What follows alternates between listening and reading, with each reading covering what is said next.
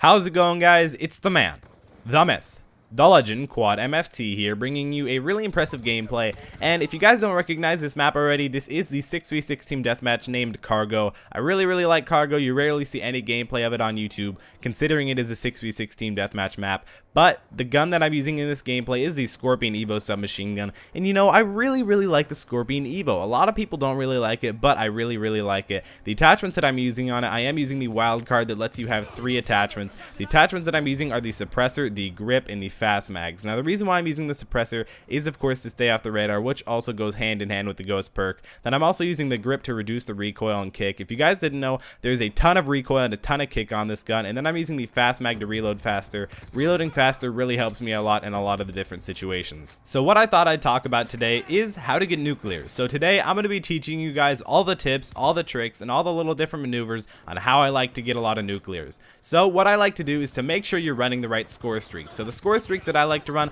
while going for a lot of nuclears is the UAV, the orbital VSAT, and the EMP. Now the reasoning behind why I like to use the UAV is because it tells me where the enemies are at if they're not using ghost. I also really like the orbital VSAT. The orbital VSAT is like an upgraded UAV times 4 billion. And then the EMP, you know, when you get EMP'd, everybody hates it, so do I, so that's why I like to EMP my enemies. So I'm sure you guys can tell how much score streaks actually make a difference, but what else I'm going to be telling you guys is the type of guns you're going to use. And the class setup really makes a huge difference, so the guns you guys are going to want to use is probably a submachine gun. Submachine guns really seem to be overpowered in Black Ops 2. I really like them just because they're so mobile, they have a lot of ammo in the clip, and they deal out a lot of damage, especially with their range and their rate of fire. They're overall great guns. I'd suggest for beginners to start off with the PDW or the MSMC, maybe the MP7 if you're a little bit more advanced, but once you can get past those guns, you can do basically anything. Maybe try and go for a sniper nuclear, an assault rifle, light machine gun, whatever it is, guys. Just try out the submachine guns. They're absolutely great guns. Now the reason why I chose to use the Skorpion on Cargo was because I knew that Cargo was a really close quarters map. What you got to do also when going for nuclears is make sure to match up your gun,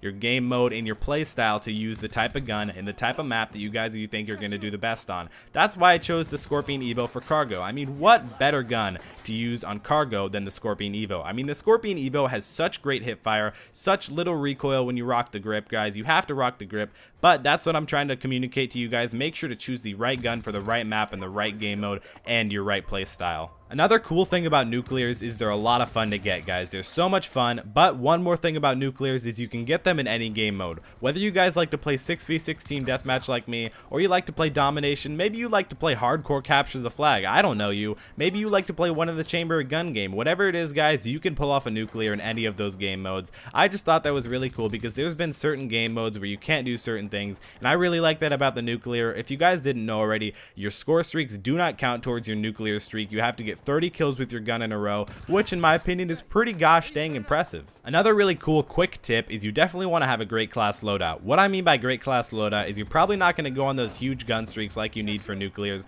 if you're not using a lot of perks. So the perks that you guys are going to want to use is Ghost, Scavenger, Toughness, and Dexterity. If you guys can use all 4 of those perks, you guys will do immensely better. If you guys enjoyed these tips or just this video in general, remember to give me a big thumbs up down below. Those always help me out a ton. And if I could ask one little small thing from you guys, if you could go and follow me on Twitter or like my Facebook page, that's where you guys are going to go and interact with me the most. I'm pretty sure most of you guys have Facebooks, but if we could try and hit 125 likes on this video, you guys would be the coolest cats in town. If you guys haven't subscribed already, you should, because you'll be able to get all my updates I upload daily. It's been Quad MFT, and I'll see you next time.